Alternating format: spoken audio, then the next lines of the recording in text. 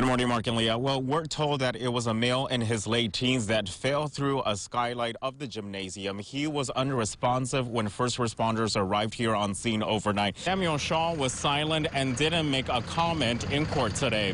From the Hall of Justice, I'm Josh Navarro, News 8. Good morning, Mark and Leah. Right now, conditions are very calm. As you can see behind me, Lake Ontario, the waters are still high. Out here on the streets, it's still dry, no flooding just yet, but you can see that there is a water pump still active, still going strong right now in preparedness for possible flooding. This area already got pounded by floods last week when we were here. The National Weather Service says strong winds will increase flooding along the shoreline and eastern lake shoreline. Mark, there's still a heavy police presence right here in the parking lots of Price Right and Tim Hortons. Behind me, you can see that you can see the crime tape. You can see police officers interviewing people here. I just saw within the last few seconds ago that the Rochester Police Command Post arrived on scene, and within the last 30 to 40 minutes, I did see detectives walk behind Tim Hortons in the back area. That's where this child was reported injured. Here, doctors say dehydration, heat stroke, and heat exhaustion can set in quickly with these upcoming hot temperatures. Now, if you don't take care of yourself, some of the symptoms could be heat cramps, dizziness, or have a weak or rapid pulse. Are just waiting. Big rigs and buses are not allowed to travel west on I-90. Some of them have been here since Tuesday, and they're just aching to get back home. Good morning, Leah. Yeah, if you've driven around the museum, you've seen a lot of construction going on. The first thing you saw was a multi-level garage go up. That's expected to be completed by the end of this year. Good morning, Leah. It is a crucial vote today that will determine whether or not the construction of a $8.9 million community center here will take a step forward. And now, on the ballot today, Irondequoit voters will say yes or no on a bond of $7.25 million. You can relive those moments here at the Strassenberg Planetarium. They have a show you can catch called The Eagle Has Landed, and the show is fantastic. Let me tell you about it. A paddle kayak is a great way for beginners to try out this new water trail. Excuse me, I have some sights to see. There are going to be many family outings on this 4th of July. Many of them may be coming here to the 4th of July festival in Irondequoit, but the Veterans Outreach Center wants to remind folks of something. People like combat veterans and others with post-traumatic stress disorder, explosions and other fiery displays can ramp up anxiety. And even though lake levels are rising, many local businesses we spoke to say they will remain open all week. In fact, Captain Jack's has many reservations for Mother's Day. In Soda's Point, I'm Josh Navarro, News 8. All three men were being held without bail when they were arraigned a couple of months ago on the indictment where the district attorney's office added those terrorism charges. Hey, Josh, good morning. Good morning, Mark. Puerto Ricanos in Rochester are uniting in solidarity with other Boricuas across the country and on the island, demanding justice for the people of Puerto Rico and for the embattled Governor Ricardo Rosselló to be ousted. The leaked chat room conversations are between Rosselló and 11 others laced with profane, homophobic, and sexist comments. The jury said not guilty. We saw Leticia Estacio burst into tears. Her attorney says she got a fair trial here in Syracuse. Today in this courthouse, Charlene Childers agreed to that plea deal and pleaded guilty on 2 counts. Like you mentioned, the first one, murder, was reduced to manslaughter in the first degree, and the second, criminal possession of a weapon in the 2nd degree, and she won't be going to trial. It's a national exhibit that finally came to Rochester, like you see it here. It's called The Art of Warner Brother Cartoons, and the George Eastman Museum hopes that this exhibit will reintroduce children to these iconic cartoons that we grew up to watch and to learn more on how they were all created. Morning, Mark and Leah. Yeah, we're out here because I want to tell you about a special group of workers that have been prepping everything out here for the championship, and they're called Swampers, and they've been here days in advance. Good morning, Mark and Leah. We're at the M&T Pavilion, Squeezer Stage, a.k.a. known as Parcel 5. Right now behind me is the U.S. Army Jazz Ambassadors. We're under the special events tent where people can come in and enjoy some of the products that the locals here have to offer. With me is Jeremy Stowe from Blue Toad. How are you doing this morning? I'm doing well. How are you today? Doing good. Tell me a little bit about what people can expect to taste when they come out here. So we got our Flower City Lilacs. So this is a cider that we decided to make 3 years ago. Tom Frank remembers how bad the flooding was in 2017. And we're prepared for it this year, and everybody's attitude is a lot better than it was in 17. 17 was horrible. That year, the waves packed a punch to lakefront businesses. Many of them were flooded inside. Captain Jack's was under 14 inches of water. Today, the owner is jumping into action and being proactive. We have made numerous different areas where we have installed wood instead of using sandbags.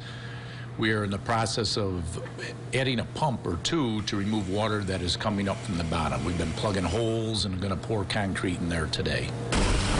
On the other side of Soda's Point, we caught up with the mayor as he continues to coordinate flood prevention efforts. He says these proactive measures are crucial for the local economy. This community thrives in the summer.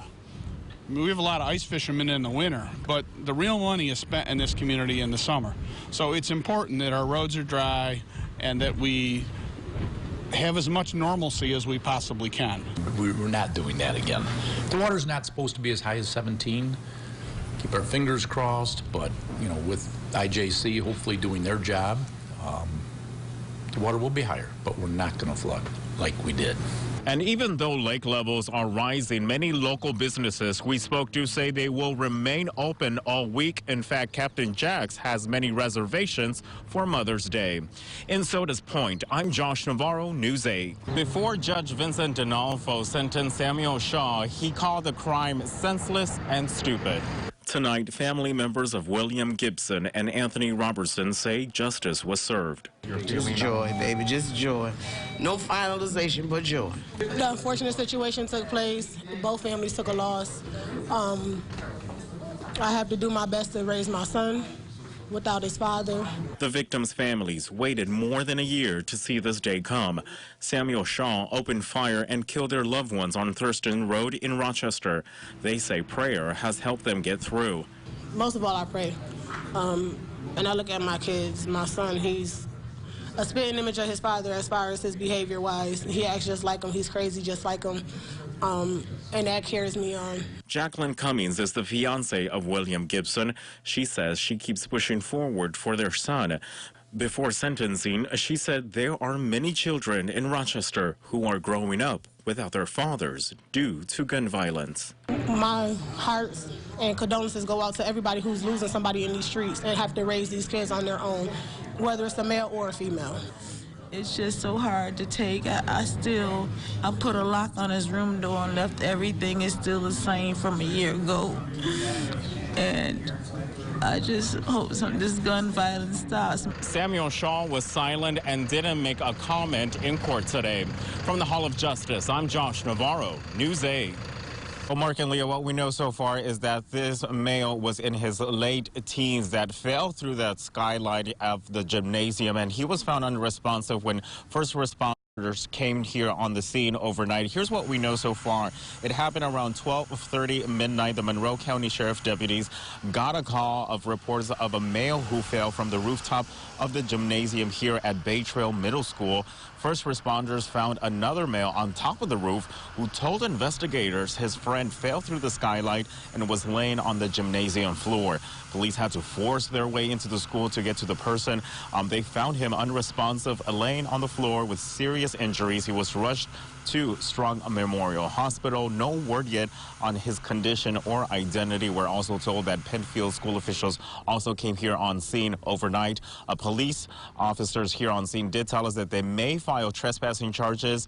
Other charges are pending right now, and an investigation is currently underway.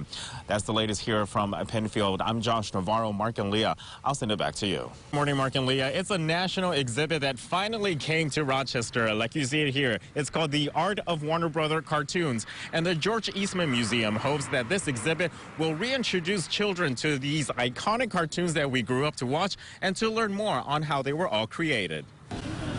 The experience is nostalgic. I grew up watching Looney Tunes a lot when I was a kid, and so it's been really cool to see the actual process of how they were made. This morning, the George Eastman Museum is reconnecting the public with their favorite pastime cartoons. Introduce it to different generations, and then just have fun. Have it be a fun outing for the summertime here in Rochester. These are called model sheets, and these were the pieces of paper that were sent around to the animators at the studio that said specifically how each character was supposed to be drawn. Jared Case is the curator of the exhibit. He says each animated film had more than 10,000 frames, a meticulous process that took months just for a 5 to 7 minute short. It's just a sketch of Bugs Bunny on here, but then we see the cell. So this is actually when Bugs Bunny has been colored in, and he's on the front. Here is a cell in front of the background, so you can see how the animation process comes together. In the end, visitors can go in the Curtis Theater and see those cartoons the museum hopes and a better appreciation. Now we're coming into that part of August where summer camps are coming to an end and parents are trying to find activities for their kids to enjoy. The museum hopes that hopefully you'll consider this as a great option to fill in those weeks before school starts.